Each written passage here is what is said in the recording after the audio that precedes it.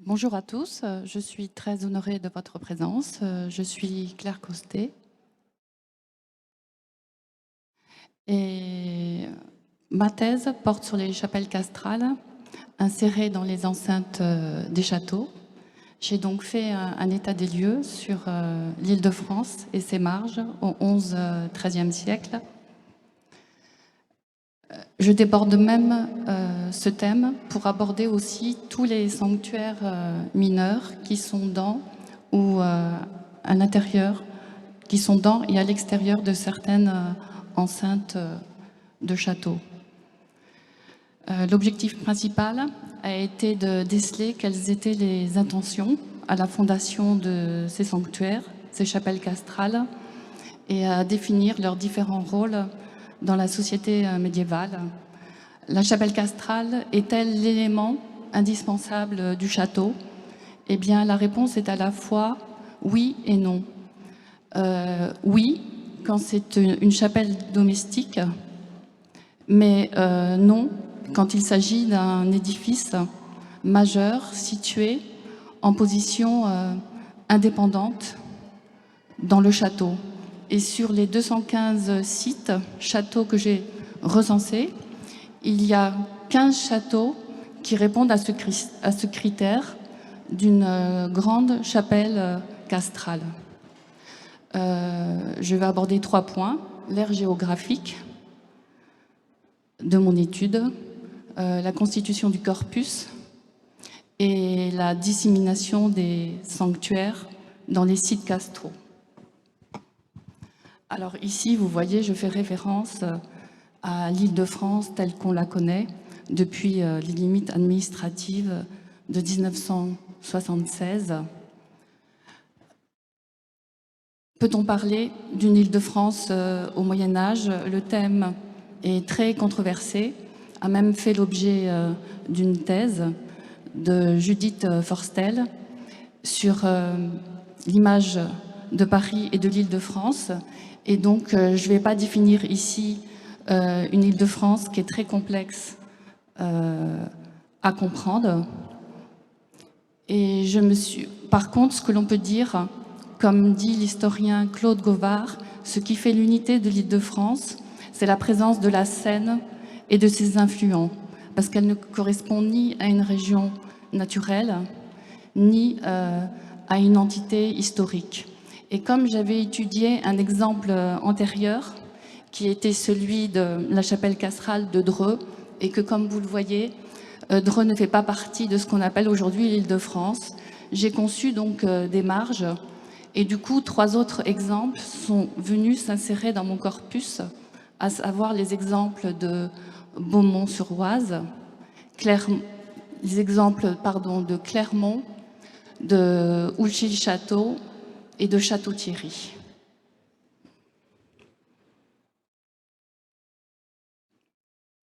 Alors, on peut constater que la marge ouest est assez grande parce qu'elle montre en fait le point de confluence de l'Eure avec la Seine au sud-est de Rouen. C'était une carte qui avait été établie en collaboration avec une cartographe au CNRS. Et la limite périphérique correspond aux évêchés donc de Sens, Évreux, Rouen, Beauvais, Soissons.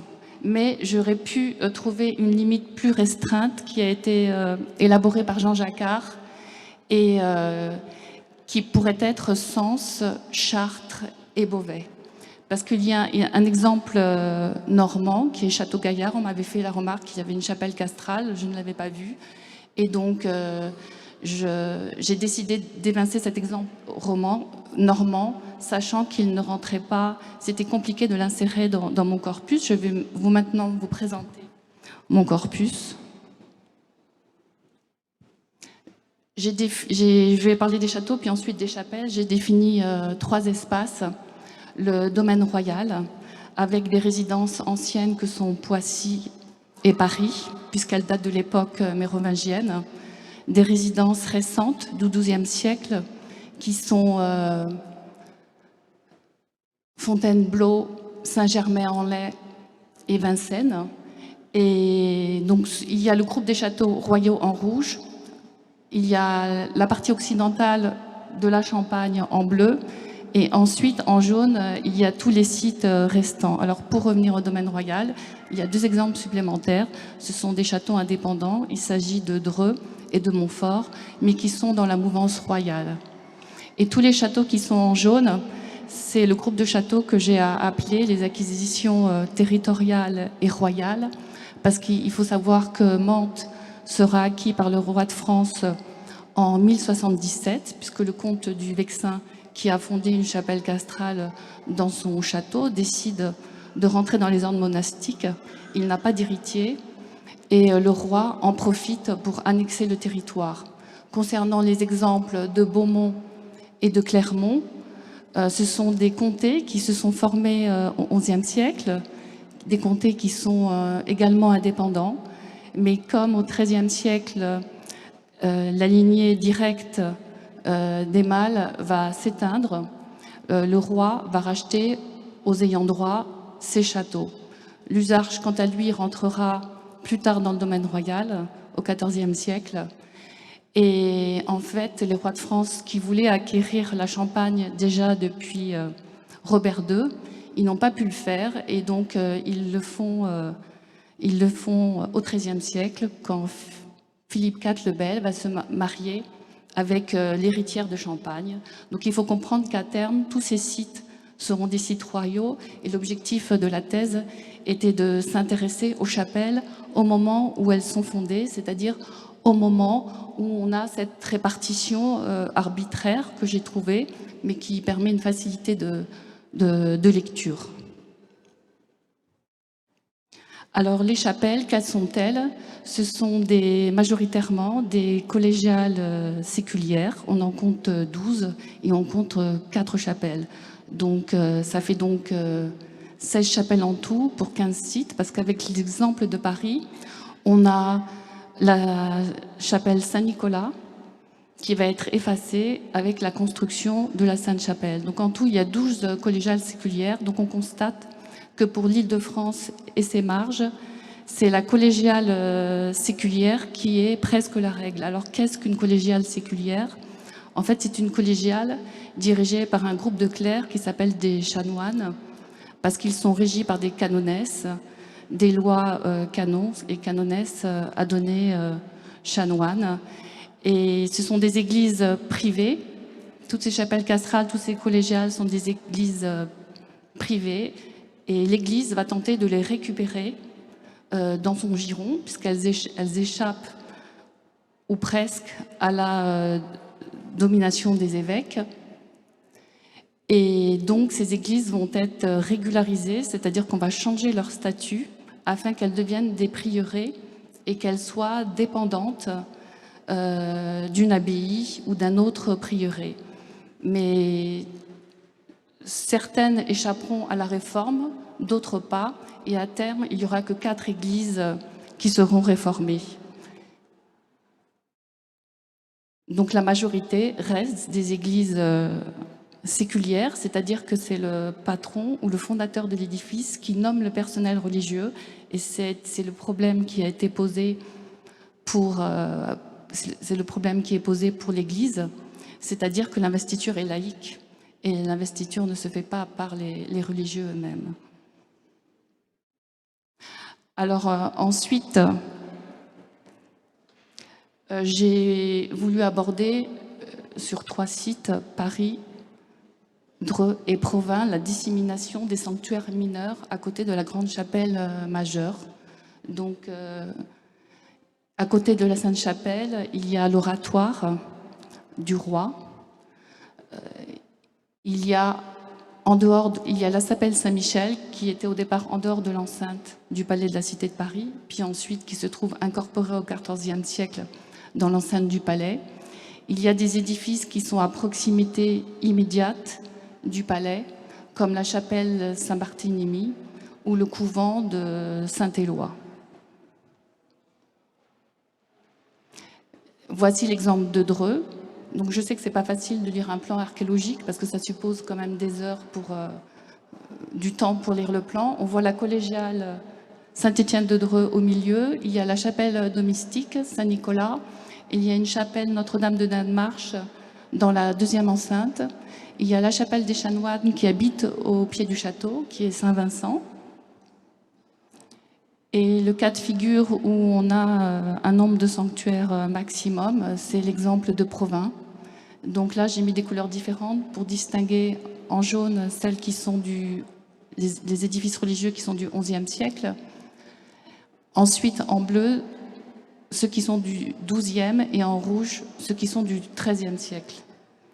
Donc la chapelle dominante, pourrait-on dire, c'est celle de Saint-Kyrias. Ensuite, il y a aussi une chapelle palatiale incorporée dans le palais. Il y a à proximité du château une chapelle Saint-Pierre, la chapelle Saint-Thibault, où le comte de Champagne décide d'honorer son cousin défunt et lui donne une église qui auparavant était dédiée à Saint-Paul. Et donc vous voyez qu'il y a un nombre de sanctuaires assez important. Et pour conclure, je vous montre un visuel assez parlant. On définit le château selon le triptyque aula, camera, capella, c'est-à-dire salle de réception, salle de justice. Camera, c'est la chambre, ce sont les espaces privés. Capella, c'est la chapelle, parce qu'on trouve des textes pour ces trois espaces, et les textes pour les tours maîtresses ou les donjons sont plus rares. Mais quand on regarde les images d'aujourd'hui, donc à gauche, en haut, vous avez Dreux, on voit la façade côté ouest et le donjon sur motte avec sa chemise. En couleur, on voit l'exemple de Provins, où on voit bien le donjon et l'église, mais il faut savoir qu'à Provins, il s'agit d'une tour qui est ostentatoire et qui n'a rien de militaire, puisque l'espace castral va s'ouvrir sur le bourg au point de former une ville haute. Et en dessous, vous avez l'exemple de Montfort-l'Amaury. Voilà, c'était pour montrer ces images, où ce qui reste aujourd'hui, c'est la chapelle et le donjon féodal représentant le pouvoir politique et la chapelle représentant le pouvoir religieux, parce que c'est un pôle religieux qui domine sur toutes les paroisses avoisinantes. Merci. Est-ce que vous avez des questions, peut-être ?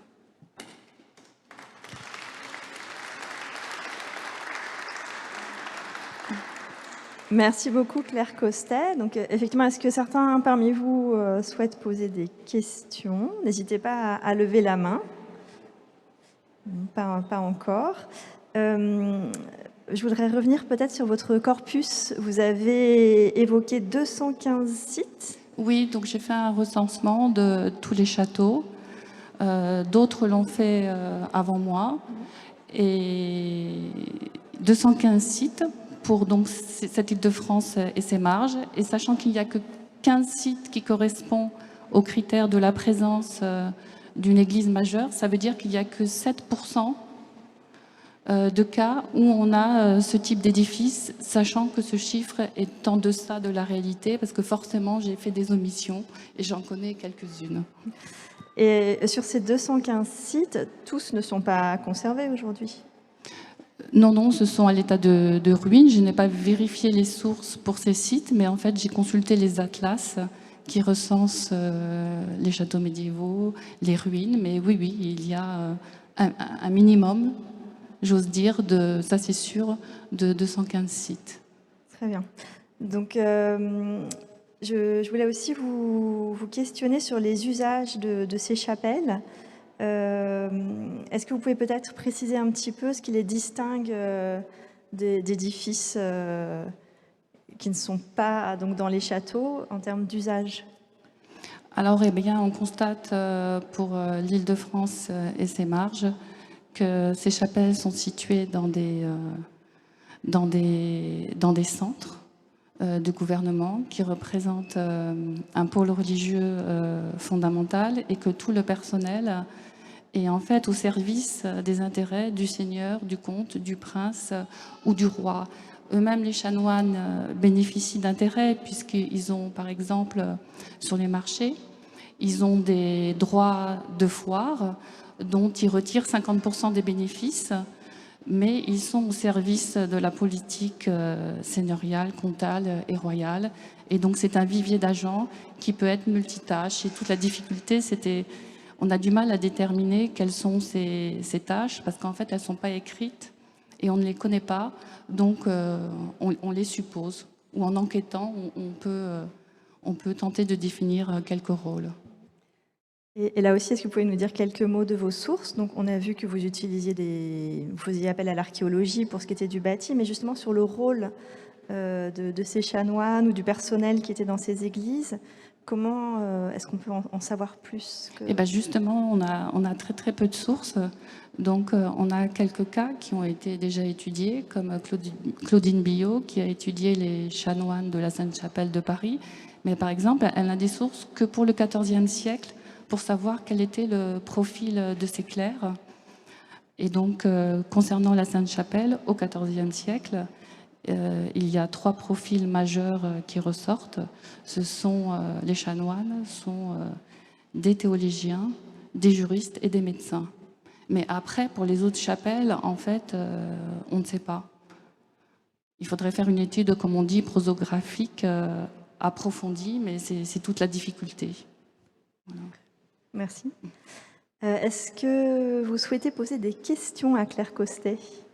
Oui, je viens vous voir pour vous tendre le micro et qu'on entende votre question. Vous aviez mentionné que vous avez restreint votre étude au site qui comportait une église majeure, je crois que j'ai compris. Oui. Quels sont les critères de définition d'une église majeure? Parce que moi j'ai en tête un autre site, peut-être qui aurait pu en faire partie, mais... C'est possible. Alors, le critère majeur, c'était que la chapelle soit placée dans l'enceinte principale, qu'elle soit de taille imposante et qu'elle soit en situation indépendante, c'est-à-dire qu'elle soit distincte du reste des bâtiments. Alors qu'on trouve toujours une chapelle mineure domestique dans une des pièces du château. Donc, ce critère a été celui-ci, de la localisation dans l'enceinte principale et de sa taille, parce qu'on peut trouver d'autres édifices aussi de petite taille qui sont dans les enceintes. Et peut-être à quel exemple vous pensiez? Je pensais à Montmorency, mais elle est peut-être plus récente, la chapelle, je suis pas sûr. Alors c'est toute la difficulté, parce que j'ai dû éliminer quelques chapelles, par exemple comme Blandy-les-Tours, en Seine-et-Marne, parce qu'elle était datée du XIVe siècle. Mais peut-être qu'elle existait auparavant. De toute façon, à un moment, il a bien fallu serrer ce corpus, parce que du coup, le plan de ma thèse, c'est 15 études de cas. Et la deuxième partie de la thèse, c'est une confrontation des données géographiques, historiques, archéologiques, avec une tentative de comprendre quels étaient les rôles joués par les chanoines. Donc je ne pouvais pas forcément tout étudier. Mais c'est possible. Donc je ne connais pas, c'est possible. Est-ce qu'il y a une dernière question? Je ne vois pas de main se lever. Donc c'est le moment de vous remercier très chaleureusement pour votre présentation. Merci Claire Costet.